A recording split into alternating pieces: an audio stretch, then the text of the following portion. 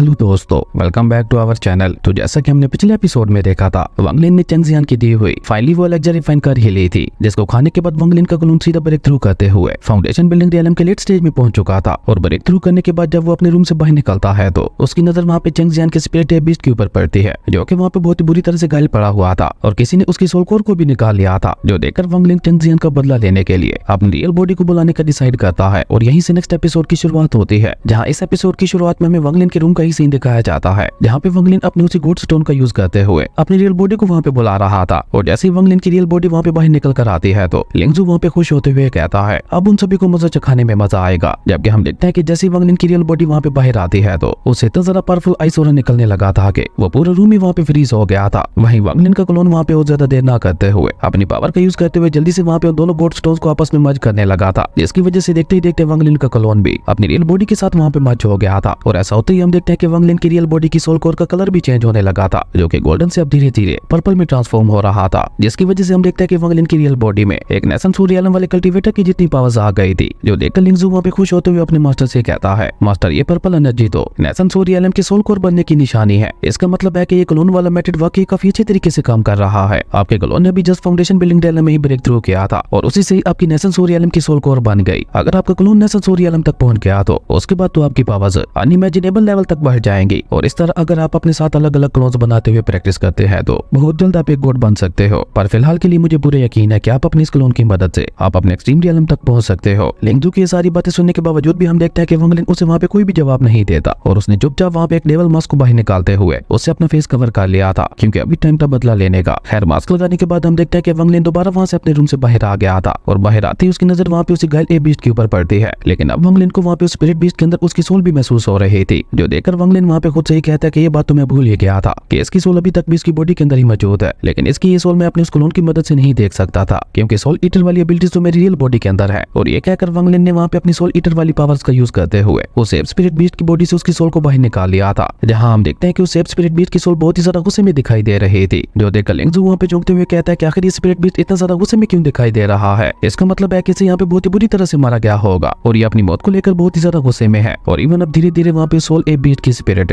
अपना पूरा दम लगाते हुए वहाँ से भागने की कोशिश करने लगी थी, जो देखकर लिंगजू वहाँ पे चलाते हुए अपने मास्टर से कहता है कि मास्टर जल्दी कीजिए, अगर ऐसा ही चलता रहा तो इस एप बीस्ट की सोल बहुत ही जल्द यहाँ से डिसअपीयर हो जाएगी। जिसपे हम देखते हैं कि वांग लिन वहाँ पे उस एप बीस्ट की सोल को तसल्ली देते हुए कहता है कि तुम फिक्र मत करो, अब जब तुम मुझे मिल गए हो तो मैं तुम्हारी सोल को कुछ भी नहीं होने दूंगा। और ये कहकर वांग लिन वहाँ पे अपनी एंशिएंट फ्लैग्स को बाहर निकालते हुए एक एंशिएंट फॉर्मेशन बनाने लगा था और उस एप स्पिरिट बीस्ट की सोल को वहाँ पे इस फॉर्मेशन के बीचों बीच भेज दिया था और अपनी पावर का यूज करते हुए उस एप स्पिरिट बीस्ट की सोल को वहाँ पे रिफाइन करने की कोशिश करने लगा था। हालांकि उस एप स्पिरिट बीस्ट की सोल बहुत ही ज्यादा गुस्से में थी, वो भी वहाँ से भागने के लिए अपना पूरा दम लगा रही थी। लेकिन वांग लिन की ये सोल रिफाइनिंग फॉर्मेशन काफी ज्यादा ताकतवर दिखाई दे रही थी, जिसने देखते ही देखते वहाँ पे उस एप स्पिरिट बीस्ट की सोल को पूरी तरह से रिफाइन कर लिया था, जिसकी वजह से न सिर्फ उस एप स्पिरिट बीस्ट की सोल पूरी तरह से रिकवर हो गई थी, बल्कि वांग लिन के रिफाइन करने की वजह से उसके पास भी पहले से काफी गुना ज्यादा बढ़ चुके थे, जो देखकर वांग लिन उसे भी वहाँ पे लिंगजू की ही तरह अपनी बॉडी के अंदर रखते हुए कहता है क्या से तुम मेरे तीसरी डेविल सोल बनोगे। पहला लिंगजू था, दूसरा वो लिटिल मोस्टर्स और तीसरा अभी एप स्पिरिट बीस्ट। ये तीनों ही डेविल सोल्स आगे चलकर वांग लिन के काफी ज्यादा काम आने वाले थे। खैर उस एप स्पिरिट बीस्ट की सोल को रिफाइन करने के बाद वांग लिन वहाँ पे बहुत ही तेजी से चेंग जियान से मिलने के लिए चला गया था, ताकि वो चेंग जियान के साथ मिलकर पता लगा सके कि आखिर उसके साथ क्या हुआ था। जबकि वहीं दूसरी तरफ हम मूवमेंट को देखते हैं, जिसे वांग लिन के ब्लड ड्रॉप की मदद से पता चल चुका था कि वांग लिन यूनियन सेक्ट में ही कहीं पे है, इसलिए वो जल्दी से अपने पैलेस से बाहर निकलते हुए जल्दी से उसे ढूंढने के लिए जाने लगती है। लेकिन सन जुआन जो कि उसके पैलेस में ही मौजूद था, वो जल्दी से मूवमेंट के पास आते हुए उससे पूछता है जूनियर मूवमेंट आप इतनी हड़बड़ी में कहाँ जा रहे हो और आप इतनी ज्यादा सीरियस क्यों दिखाई दे रही हो, क्या हुआ आपको, आप ठीक तो है ना। लेकिन हम देखते हैं कि मूवमेंट उसे वहाँ पे कोई भी जवाब दिए बगैर चुपचाप वहाँ से जाने की कोशिश करती है, जो देखकर सन जुआन वहाँ पे उसका रास्ता रोकते हुए कहता है जूनियर मूवमेंट अभी तक आपने मेरे सवाल का जवाब नहीं दिया, आप इतनी हड़बड़ी में कहाँ जा रही हो, वो भी इतनी रात को, क्या हुआ आप मुझे बता सकते हैं, मैं आपकी मदद करने की पूरी कोशिश करूंगा। सन जुआन की ये सारी बातें सुनकर अब धीरे धीरे मूवमेंट को वहाँ पे गुस्सा आने लगा था। वो कॉल टून में उसे कहती है सन जुआन तुम्हें क्या लगता है कि तुम कोर फॉर्मेशन रियलम के लेट स्टेज पे होते हुए मेरी मदद कर सकते हो, चुपचाप मेरे रास्ते से हट जाओ, अगर अब तुमने दोबारा मेरे रास्ते में आने की कोशिश भी की तो मैं भूल जाऊंगी कि तुम यूनियन सेक्ट मास्टर के बेटे हो। और ये कहते हुए हम देखते हैं कि मूवमेंट ने वहाँ पे अपना पावरफुल और भी रिलीज कर दिया था, जो देखकर एक पल के लिए तो बेचारे सन जुआन की हालत भी वहाँ पे खराब हो चुकी थी। लेकिन अचानक ही वो अपने फेस पे स्माइल लाते हुए मूवमेंट से कहता है जूनियर सिस्टर आप मुझे गलत समझ रही है, मैं तो बस यहाँ पे आपकी मदद करने का सोच रहा था, और वैसे भी ये यूनियन सेक्ट है, यहाँ पे कोई किसी को भी नहीं रोक सकता, मैं तो बस एक दोस्त होने के नाते आपकी मदद करने का सोच रहा था, मेरा यहाँ पे आपको रोकने का कोई भी गलत टेंशन नहीं था। लेकिन हम देखते हैं कि उसकी ये सारी बातें सुनने के बावजूद भी मूवमेंट उसे वहाँ पे कोई भी जवाब नहीं देती और वो चुपचाप वहाँ से बहुत ही तेजी से जाने लगी थी, जो देखकर सन जुआन पीछे से चलाते हुए मूवमेंट वुवेन से कहता है, जूनियर वुवेन आप जहाँ भी जाना चाहती हो जा सकती हो, मैं आपको नहीं रोकूंगा, लेकिन आपकी मदद करने के लिए मैं भी आपके साथ आऊंगा और मुझे अपने साथ आने से आप खुद भी नहीं रोक सकती। और ये कहते हुए सन जुआन भी वहाँ पे वुवेन के पीछे चला गया था। जबकि वहीं दूसरी तरफ हम वांगलिन को देखते हैं जो कि उड़ता हुआ बहुत ही तेजी से चेंग जियान के रूम के बाहर आ गया था और बाहर आकर वो अंदर क्या हो रहा है ये सुनने की कोशिश करने लगा था। जहाँ कमरे के अंदर हम देखते हैं कि चेंग जियान बहुत ही बुरी हालत में अपने बेड पे लेटा हुआ था। उसकी हालत काफी ज्यादा खराब दिखाई दे रही थी। जगह जगह उसकी बॉडीज के ऊपर इंजरीज आई हुई थी। ऐसा लग रहा था कि जैसे उसे किसी ने बहुत ही बुरी तरह से पीटा है। वही रूम के अंदर चेंग जियान के मास्टर जिनका नाम सन है था, वो वहाँ पे अपनी अल्केमी स्किल्स का यूज करते हुए अपने डिसेबल चेंग जियान को वहाँ पे हील करने की कोशिश कर रहे थे और साथ साथ उसे वहाँ पे ये भी कह रहे थे, बेवकूफ कहेंगे, मैंने तुम्हें पहले ही बोला था कि लड़कियों के चक्कर में मत पड़ो। लड़कियां हमेशा अपने साथ मुसीबत लेकर आती हैं और आज तुम खुद ही देख लो तुम्हारी एक लड़की की वजह से क्या हालत हो गई है। अगर तुमने पहले ही मेरी बात मान ली होती तो आज तुम्हारी ये हालत नहीं होती। वहीं अपने मास्टर की सारी बातें सुनकर हम देखते हैं कि चेंग जियान तो बेचारा वहाँ पे बहुत ही ज्यादा उदास दिखाई दे रहा था। आज उसे फिजिकली तौर पर ही टॉर्चर नहीं किया गया था बल्कि उसे अंदर से भी पूरी तरह से तोड़ दिया गया था। वहीं मास्टर सन अपनी बात आगे बढ़ाते हुए कहते हैं, और स्पेशली वो लड़की जिसका नाम चेंग लिंग है, मैंने तुम्हें पहले ही सावधान किया था कि वो लड़की मुझे बिल्कुल भी सही नहीं लग रही, लेकिन तुम थे कि तुम मेरी बात सुनने को तैयार ही नहीं थे। अब देख लो तुम्हारी क्या हालत हो गई है। इवन अब तो तुम्हें ठीक होने में भी 2-3 महीने का समय लगने वाला है। वहीं वांगलिन जो कि वहाँ पे अपनी पावर्स का यूज करते हुए इनविजिबल हो गया था, वो उस रूम के बाहर खड़ा होकर ये सारी बातें सुन रहा था। वहीं रूम के अंदर बेचारा चेंग जियान अपने मास्टर की सारी बातें सुनकर वहाँ पे रोने लगा था। वो चेंग जियान जो कि हमेशा हंसता खेलता रहता था, आज वो बहुत ही बुरी तरह से रो रहा था। जो देखकर मास्टर सन वहाँ पे अपने डिसेबल को तसल्ली देते हुए कहते हैं कि मैं जानता हूँ तुम दिल के बुरे नहीं हो और ऐसा आज तक कभी नहीं हुआ कि तुमने मेरी कोई बात ना मानी हो, लेकिन ये बात तुमने मेरी नहीं मानी। तुम्हारा टीचर होने के नाते मैं अभी भी तुम्हें यही सजेस्ट करूंगा कि जितना हो सके उस लड़की चेंग लिंग से दूर ही रहना, क्योंकि मुझे डोंगजुआन पैलेस की तरफ से खबर मिली है कि अगर तुमने दोबारा वहां जाने की गलती भी की तो अब की बार वो लोग तुम्हें ऐसे ही नहीं जाने देंगे, बल्कि वो तुम्हारी कल्टीवेशन को भी पूरी तरह से डिस्ट्रॉय कर देंगे। और अगर तुम्हारी कल्टीवेशन डिस्ट्रॉय हो गई तो तुम हमेशा हमेशा के लिए एक नकारा डिसेबल बन जाओगे, जिसके बाद तो तुम्हें यूनियन सेट से भी बाहर निकाल दिया जाएगा। अपने मास्टर की सारी बातें सुनकर बेचारा चेंग जियान वहाँ पे और भी ज्यादा परेशान हो गया था। जो देखकर उसके मास्टर उससे कहता है कि वो लोग तो बाद में तुम्हारी कल्टीवेशन को डिस्ट्रॉय करेंगे, लेकिन अब अगर तुमने उस लड़की के पीछे जाने की कोशिश भी की तो मैं खुद तुम्हारी कल्टीवेशन को डिस्ट्रॉय कर दूंगा। और ये कहते हुए मास्टर सन चेंग जियान के रूम से बाहर आ गए थे, जहाँ बाहर आते ही उन्हें वहाँ पे बहुत ही ज्यादा पावरफुल ऑरा महसूस होता है। लेकिन जब वो वहाँ पे अपने आसपास देखते हैं तो उन्हें वहाँ पे कोई भी दिखाई नहीं देता, इसलिए वो उसे अपना वहम समझते हुए चुपचाप वहाँ पे अपनी फ्लाइंग शॉट से होते हुए चले गए थे। जिनके जाते ही हम देखते हैं कि वांगलिन वहाँ पे चेंग जियान के रूम के अंदर आता है और अपने रूम में वहाँ पे किसी को आते हुए देखकर चेंग जियान को ऐसा लगता है कि चेंग लिंग ने ही किसी को यहाँ पे उसे मारने के लिए भेजा है। इसलिए वो गुस्से से कहता है, वो लड़की चेंग लिंग पूरी बिच है, उसने मुझे धोखा देने के लिए अपने से मिलने के लिए बुलाया था और जब मैं वहाँ पे पहुंचा तो उसने अपने सीनियर्स की मदद से मुझे बहुत ही बुरी तरह से पिटवाया, जिन सभी की कल्टीवेशन मुझसे बहुत ही ज्यादा हाई थी। और मुझे लगता है तुम्हें भी उसी बीच नहीं भेजा होगा। अगर तुम मुझे यहाँ पे मारने के लिए आए हो तो जल्दी से मार दो मुझे, क्योंकि आज अगर तुमने मुझे छोड़ दिया तो मैं पहले वाला चेंग जियान नहीं रहने वाला। मैं एक नया चेंग जियान बनकर दिखाऊंगा जो कि सबसे पहले उस बीच से ही अपना बदला लेगा। चेंग जियान की सारी बातें सुनकर हम देखते हैं कि वांगलिन उसे वहाँ पे बताता है कि मुझे यहाँ पे किसी ने तुम्हारी मदद करने के लिए भेजा है, ना कि तुम्हें मारने के लिए। और ये कहते हुए वांगलिन ने वहाँ पे अपनी पावर का यूज करते हुए उसे वहाँ पे आजाद भी करवा दिया था, क्योंकि चेंग जियान के मास्टर उसे वहाँ पे बांध के गए थे, क्योंकि उन्हें डर था कि कहीं ये दोबारा उस लड़के के पीछे ना चला जाए। खैर उसे वहाँ पे आजाद करवाने के बाद हम देखते हैं कि वांगलिन वहाँ पे उसे सवाल करते हुए पूछता है कि बताओ मुझे तुम्हारे साथ क्या हुआ था और मैं तुम्हारी किस तरह से मदद कर सकता हूँ। वांगलिन की ये बात सुनकर चेंग जियान वहाँ पे बहुत ही मुश्किल से बैठते हुए वांगलिन से कहता है, आपको यहाँ पे किसने मेरी मदद करने के लिए भेजा है। चेंग जियान की ये बात सुनकर वांगलिन कोल्ड टोन में उससे कहता है कि मैं तुमसे सिर्फ 3 बातें ही बोलूंगा, पहली मैं बोल चुका हूँ कि तुम्हारी ये हालत किसने की है। वांगलिन की ये बात सुनकर हम देखते हैं कि चेंग जियान भी वहाँ पे कुछ सोचते हुए वांगलिन को बता देता है कि मेरी ये हालत डोंगजुआन पैलेस की चेंग लिंग ने की है। मेरी ऐसी हालत उसी की वजह से ही हुई है। उसने मुझे धोखे से मिलने के लिए बुलाया था, क्योंकि उसकी नजर मेरे स्काई ए बीस्ट के ऊपर थी। चेंग जियान की ये बात सुनकर वांगलिन उससे दूसरा सवाल करते हुए पूछता है, तो वो ए बीस्ट तुम्हारा था, लेकिन यूनियन सेक्ट में तो यह कहा जाता है कि यूनियन सेक्ट में वो स्पिरिचुअल बीस्ट किसी की भी मलकियत नहीं है, आप बस उनका इस्तेमाल कर सकते हो। वांगलिन की ये बात सुनकर चेंग जियान उसे बताता है कि आप बिल्कुल ठीक कह रहे हैं, यूनियन सेक्ट के अंदर काफी सारे स्पिरिचुअल बीस्ट मौजूद है, जिनका इस्तेमाल यहाँ पे डिसेबल्स अपनी मदद करने के लिए करते हैं, लेकिन मेरे स्काई ए बीस्ट यूनियन सेक्ट के स्पिरिचुअल बीस्ट नहीं थे। अगर वो यूनियन सेक्ट के भी होते तो फिर मुझे कोई गम नहीं होता, लेकिन मेरे वो तीनों स्काई ए बीस्ट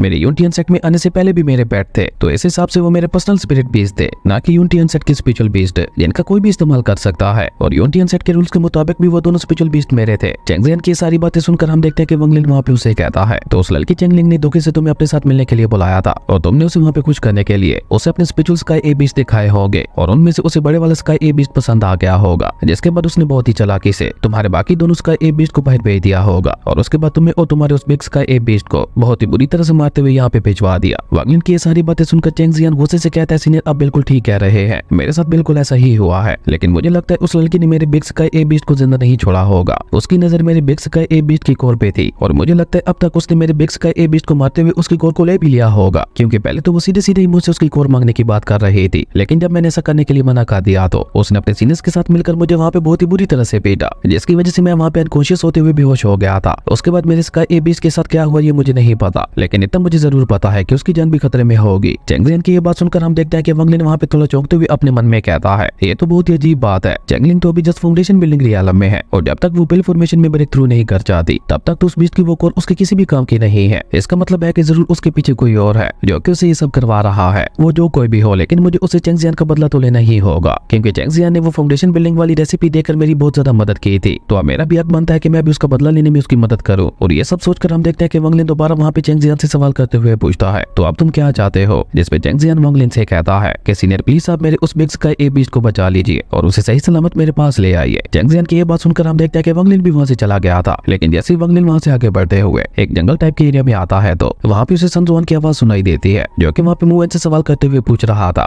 जूनियर मूवेन आप यहाँ पे किसको ढूंढ रही है? ये सुनते ही हम देखते हैं कि वांगलिन जल्दी से वहाँ पे अपनी इनविजिबल टेक्निक का यूज करते हुए खुद को इनविजिबल करने लगा था। और वांगलिन के इनविजिबल होते ही हम देखते हैं कि वो दोनों भी वहाँ पे पहुंच चुके थे, क्योंकि मूवेन को वांगलिन का ऑरा वहीं पे महसूस हो रहा था। मूवेन वहाँ पे पहुंचकर इधर उधर देखते हुए वांगलिन को ढूंढने की कोशिश करने लगी थी, क्योंकि वांगलिन का दिया हुआ सोल ब्लड ड्रॉप लगातार वहाँ पे मूवेन को सिग्नल देते हुए बता रहा था कि वांगलिन यहीं कहीं आसपास ही है, जो देखकर मूवेन भी समझ चुके थे कि भले ही वांगलिन उसे दिखाई नहीं दे रहा लेकिन है वो यहीं पे। इसलिए हम देखते हैं कि वो वहाँ पे वांगलिन से कहती है कि मैं जानती हूँ तुम यहीं पे हो और जब तुम यहाँ पे आ ही गए हो तो मुझसे मिलने के लिए मेरे सामने क्यों नहीं आ रहे? क्या तुम मुझसे नहीं मिलना चाहते? लेकिन हम देखते हैं कि मूवेन की सारी बातें सुनकर भी वांगलिन उसे वहाँ पे कोई भी जवाब नहीं देता, जो देखकर सनजुआन उल्टा वहाँ पे मूवेन से सवाल करते हुए पूछता है, जूनियर मूवेन तुम यहाँ पे किसके साथ बातें कर रही हो? जबकि हम देखते हैं कि बेचारी मूवेन तो वहाँ पे बहुत ही ज्यादा उदास दिखाई दे रही थी। वो दोबारा वहाँ पे वांगलिन से कहती है, मैं तुमसे तुम्हारे बारे में कुछ भी नहीं पूछूंगी, मैं बस तुम्हें एक बार अपनी आंखों से देखना चाहती हूँ। पूरे 200 साल गुजर गए लेकिन मैं अभी तक भी तुम्हारा वेट कर रही हूँ और तुम्हारे उस स्पिरिचुअल ब्लड लिक्विड को अभी तक भी संभाल के रखा हुआ है, सिर्फ इसलिए कि समय आने पर उसकी मदद से मैं तुम्हें ढूंढ सकूं। और मैंने तुम्हारे उस स्पिरिचुअल ब्लड ड्रॉप के साथ अपनी सोल कॉन्शियसनेस को मर्ज कर दिया था और अब अगर आज तुम मेरे सामने नहीं आए तो मैं उस स्पिरिचुअल ब्लड लिक्विड को डिस्ट्रॉय करते हुए खुद को भी यहाँ पे खत्म कर दूंगी। और ये कहते हुए मूवेन वहाँ पे अपनी पावर्स को एक्टिवेट करने लगी थी, लेकिन तब ये जाने कि उसे वहाँ पे वांगलिन का ऑरा महसूस होता है, जो कि एक बड़ी सी चट्टान से बाहर निकलते हुए उससे कहता है कि तुम खुद को इतनी ज्यादा तकलीफ क्यों दे रही हो। और इसी कमाल के सीन के साथ हमारी अमेजिंग एपिसोड यहीं पे खत्म हो गया था। दोस्तों इसका नेक्स्ट एपिसोड थोड़ी ही देर में आएगा, तब तक इस वीडियो को लाइक करके एक अच्छा सा कमेंट भी कर देना और अगर चैनल पे नए आए हो तो सब्सक्राइब करते जाना। तो मिलते हैं एक न्यू वीडियो में, तब तक के लिए बाय।